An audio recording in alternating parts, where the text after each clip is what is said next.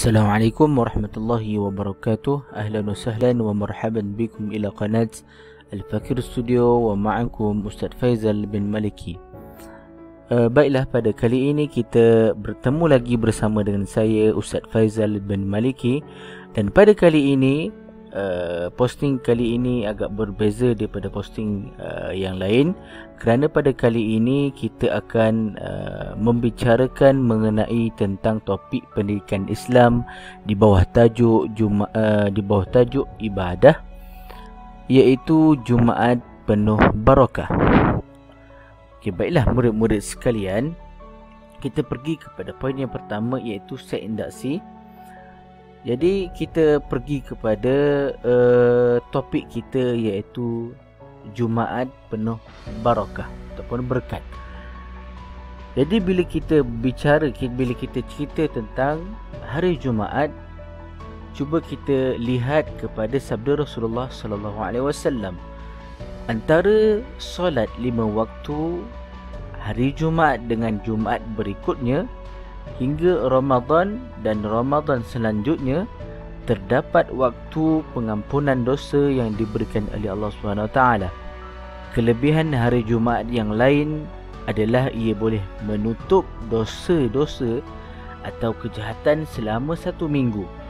Artinya, jika seseorang memiliki kesalahan yang dilakukan selama seminggu, maka Allah SWT akan menutup dosanya tersebut pada hari Jumaat. Itu adalah kelebihan hari Jumaat, dan banyak lagi lah kelebihan-kelebihan hari Jumaat, iaitu banyak malaikat-malaikat turun di dunia pada hari Jumaat, dan juga pada hari Jumaat juga terciptanya Nabi Adam alaihissalam dan wafatnya Nabi Adam alaihissalam, dan juga Allah memilih hari Jumaat, iaitu hari Yaumus Sa'ah, iaitu hari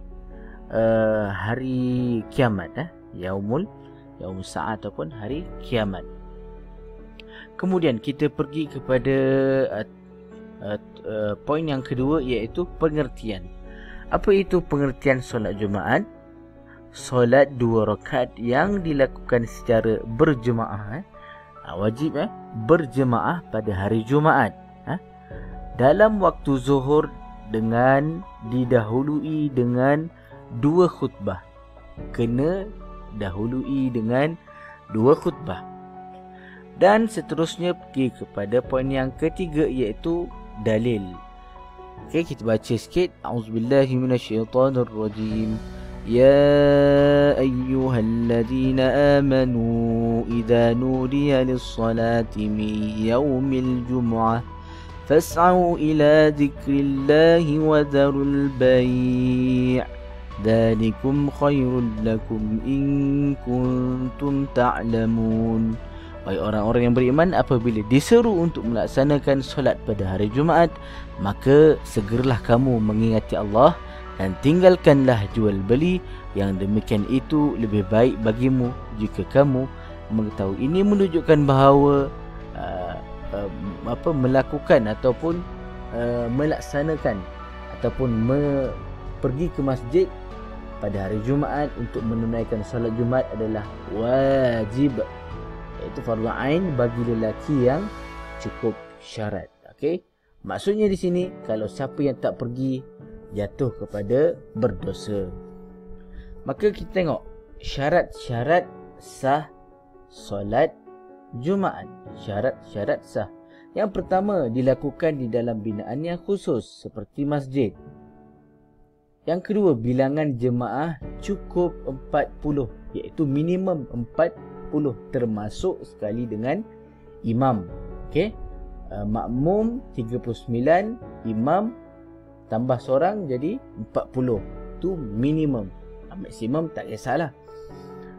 Yang ketiga, didirikan dalam waktu zuhur. Waktu subuh boleh tak? Tak boleh. Tidak boleh, tak sah. Okey, didirikan secara berjemaah. Ustaz, saya nak solat Jumaat, tapi saya nak buat seorang-seorang, boleh tak? Tidak boleh dan tidak sah. Kemudian seterusnya didahului dengan 2 khutbah. didahului dengan 2 khutbah. Kena 2 khutbah dulu baru kita boleh sembahyang. Kalau tak, batal ataupun tidak sah. Okey, syarat sah kita dah tengok. Kita pergi kepada syarat wajib. Yang pertama, Islam. Tak Islam tak wajib. Balik, berakal. Orang gila tidak wajib. Lelaki yang wajib. Lelaki yang wajib. Lelaki kalau tak pergi berdosa kalau cukup sifat. Perempuan boleh pergi tak Ustaz? Boleh pergi tetapi tidak wajib. Ini kita cerita tentang wajib. Yang kelima, sihat tubuh badan. Kalau sakit tak wajib. Kalau sakit tidak wajib. Terutamanya pada kes baru-baru ni, kes COVID kan. Kalau bergejala jangan pergi ke masjid. Kemudian bermukim berada di dalam sesuatu kawasan dalam tempoh yang lama ataupun berniat untuk memang nak duduk situ. Seterusnya adalah merdeka. Merdeka, kalau dulu kita ada hamba dan sebagainya. Jadi saya rasa sekarang dah tak ada dah. Hamba-hamba semua dah merdeka.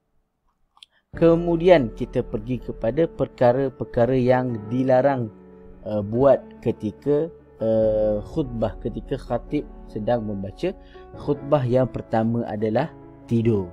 Yang pertama adalah tidur.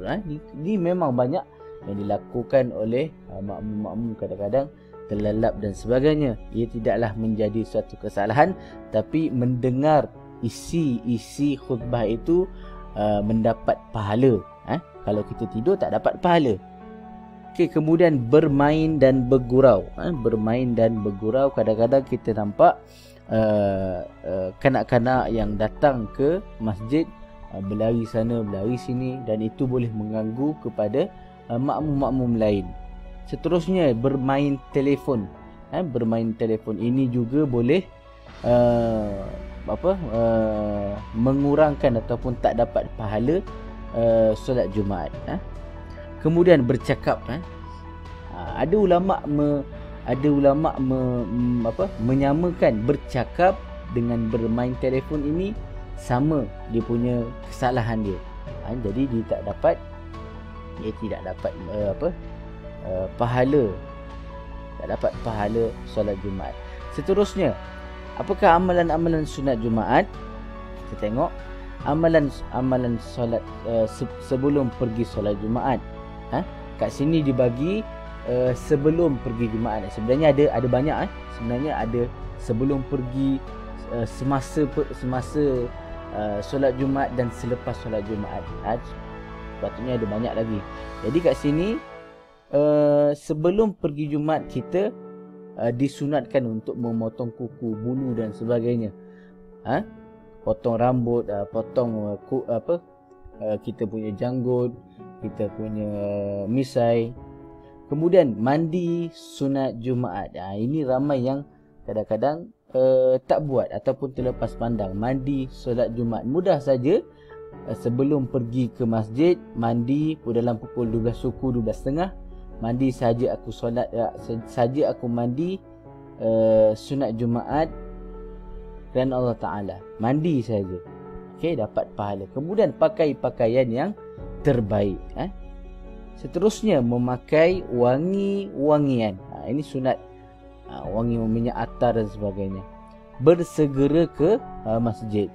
Beriktikaf di masjid. Kemudian solat sunat tahiyatul masjid. Dan seterusnya, yang ke-8, banyakkan selawat, berzikir dan boleh membaca Quran dan sebagainya. Jadi kita tengok kat sini, ini merupakan kefarduan kepada lelaki-lelaki yang cukup syarat. Jadi kalau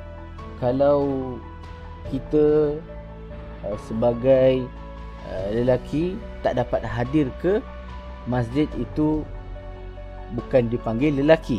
Itu bukan dipanggil lelaki, itu kita panggil sebagai perempuan. Sebab apa? Orang lelaki yang difardukan ke masjid dan orang perempuan duduk kat rumah. Okey? Jadi Ustaz rasa sekadar itu saja pada episod sekali ini. Jadi mudah-mudahan bermanfaat kepada murid-murid sekalian. Jadi aku qauli hadza wa astaghfirullah li wa lakum. Wassalamualaikum warahmatullahi wabarakatuh.